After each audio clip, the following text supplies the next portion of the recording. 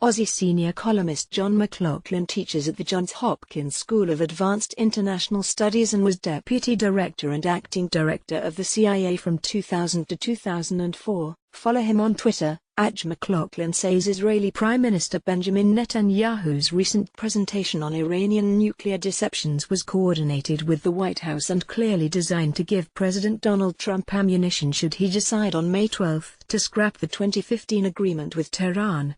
A move that appears increasingly likely. Pulling out of the agreement could add a new element of instability to the Middle East, open a breach with key allies, hand a propaganda victory to Russia, send a counterproductive message to North Korea and even add major new tensions to U.S. domestic politics.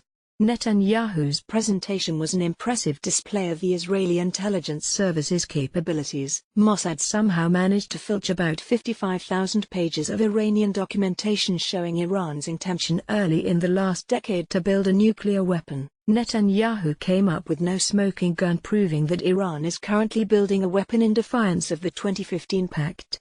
But he was able to credibly claim that it had lied in asserting it never had any intention of doing so. Proponents of the agreement answered that no one ever doubted Iran was lying and had planned to build a bomb, and that this was part of the rationale for trying to roll back its program and monitor its compliance through the International Atomic Energy Agency, IAEA, which continues to maintain that Iran is meeting its obligations. Under the pact, Iran agreed to give up 98% of its enriched uranium, 14,000 of its 20,000 centrifuge enriching machines, plug up its heavy water reactor for producing plutonium and agree to enrich no uranium above 3.67% before 2030. Enrichment of about 90% is needed for a weapon. A clash between Iran and Israel is almost inevitable, and Tehran moving back toward nuclear weapons would only accelerate this trend. The so-called sunset clauses allowing Iran to phase some of its activities back in after 10, 15 and 25 years are a weakness in the agreement. But proponents argue that the agreement buys time and that without it Iran could have had a bomb in a few months. If it backslides now, the argument goes, we will have plenty of notice and ample time, not to mention the same options we had before the agreement, to stop them. Most experts estimate it would take Iran about a year to build a bomb if it complied with the agreement fully for 10 years.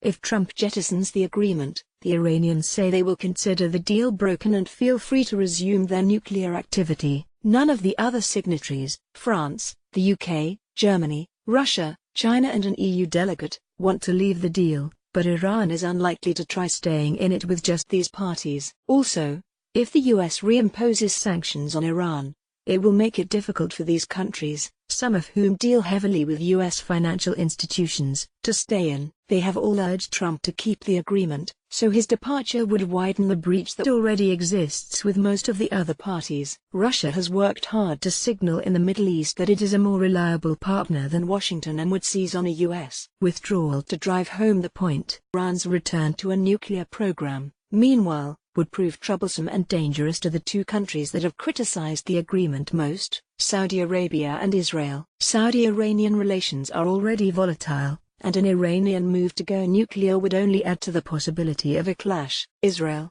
for its part, faces an increasingly dangerous northern border because of Iran's buildup in Syria. A clash between Iran and Israel is almost inevitable, and Tehran moving back toward nuclear weapons would only accelerate this trend. Inside Israel, the reaction to Netanyahu's show and tell was mixed but leaning towards skeptical.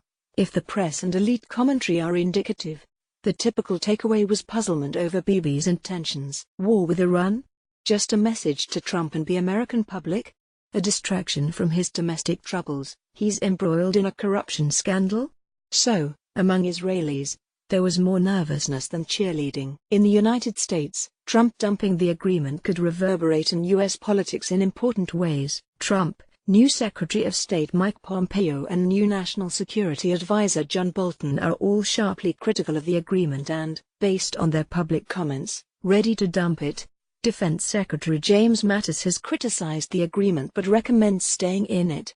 Mattis has had tensions with Bolton in the past, and it is not out of the question that a decision to dump the Iran agreement could leave Mattis feeling isolated and weighing whether to stay in government. This would be regrettable, because Mattis has been a steady hand in a chaotic administration. Finally, Tossing out the Iran agreement would leave the North Koreans with little confidence that the United States under this president, or a later one, would honor any deal reached on its nuclear program. Trump argues the contrary.